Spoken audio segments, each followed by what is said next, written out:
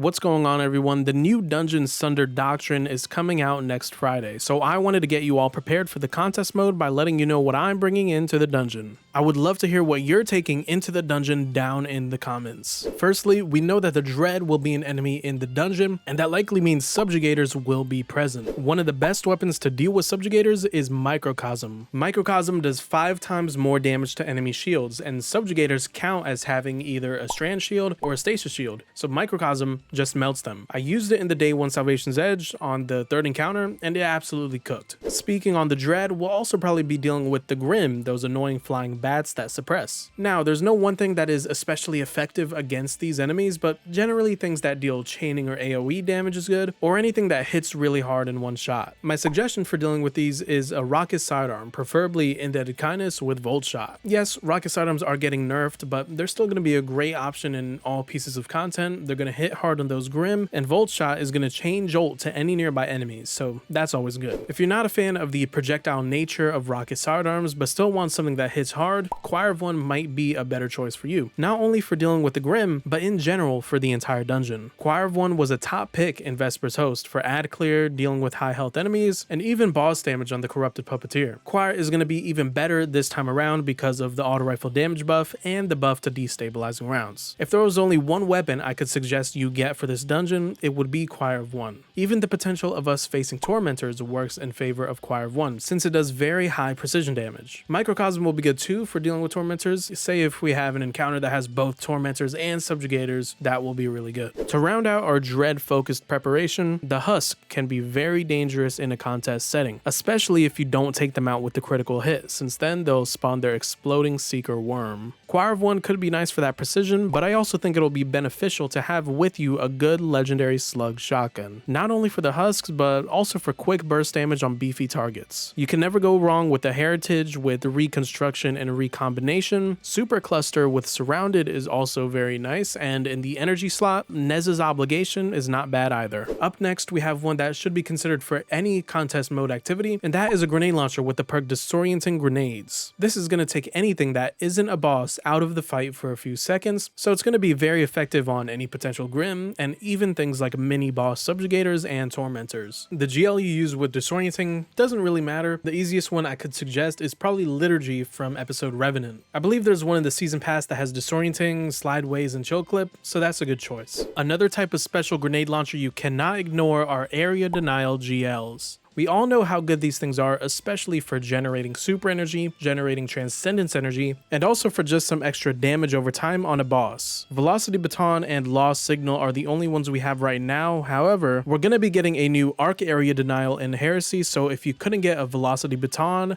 that should be an easier option. In the same vein as Disorienting Grenades, leaning into your survivability, I think it's always good to have a support frame auto rifle handy. This weapon type gives any class very easy on-demand healing. You can keep your teammates alive, and with the perk Psychic, you'll also be healing yourself when you heal your teammates. No Hesitation from the Pale Heart is the only one we have now, but we'll be getting a strand version from the episodic activity in Heresy, so that opens up your loadout to running an exotic in the special slot. Heck, maybe you run that strand healing auto, Choir of One, and then something like a linear fusion in the heavy slot. Speaking of linear fusions, I've kind of gone over most of my general gameplay suggestions, so now we have to talk about boss damage. We have no idea what the boss damage phases will be like, but we want to try to cover all possible bases. So to begin, we have to talk about the weapon type that I think will shine in Heresy, especially in long sustained damage phases, and that is linear fusion rifles. Linears are getting a 10% buff in Heresy, and we're also getting the particle reconstruction mod in the artifact. You're going to want a good legendary linear fusion, preferably one of the 3 burst archetype. Now, I'm no expert on linear fusion damage rotations, but I think one of the best ones you can have is Scintillation from Nightfalls, one with Bait and Switch and Envious Assassin. I actually think Mistral Lift from the Dawning is better, since that one can get Envious Arsenal and Bait and Switch. Unfortunately, I don't have this roll, but I think Scintillation will be good enough. If you don't have any legendary linear fusion rifles, I do think there are some exotic options that will be good. Queenbreaker is getting a buff to where if you have it in the combat sights mode, it will fire in a 3 burst pattern, and sustain damage will bring the charge time down to 300 without any loss to damage. I'm sure people will do some testing before the dungeon goes live to see if this thing will actually be worth using, but as of right now, I think it will. While we might be uncertain about Queenbreaker, I know that Sleeper Simulant will for sure be a weapon that I'm going to be bringing into the dungeon. Sleeper has always been a reliable choice for boss damage, so if you don't have a good legendary linear fusion, be sure to have Sleeper. And even if you do have a good one, Sleeper still might be a top damage pick. Kinda related to linear fusion rifles are good old special fusion rifles. The last time particle deconstruction was around, these were good for getting that buff going, allowing you to switch to your heavy linear and do max damage off the rip. They're also great for building super energy and just doing damage on a boss when you run out of heavy. The fusion rifle that I'm gonna bring is Scatter Signal, one with overflow and controlled burst. If I didn't have this, I think Riptide with Chill Clip would be my second option. Up next, heavy grenade launchers are still gonna be amazing even when we lose concussive reload in the artifact. And I think you're probably gonna want a GL over a linear in a burst damage phase situation. The easiest one to recommend is Chill Inhibitor from Vesper's Host. Just complete the dungeon once and you can buy it from the gunsmith. It has the god roll of Envious Arsenal and Bait and Switch. Now there are some other great grenade launchers in the game. You have Cataphract from Trials of Osiris with Envious Assassin and Bait and Switch. But even better than that, you have Wicked Sister from Zavala, which can not only get Envious Arsenal and Bait and Switch, but you can also get Cascade Point in the 4th column, which will be especially good for burst damage. While we're on the topic of burst damage, I think when it comes to close range burst damage or even extended damage, Legend of Acrius is a no-brainer. Very simple, but very effective. You do need the Catalyst for it to be most effective, however, since that gives it Trench Barrel, so I actually wouldn't recommend using Acrius if you don't have the Catalyst. In that case, I think a sword like Fallen Guillotine or Bequest, if you can be surrounded, will be a good close range damage option.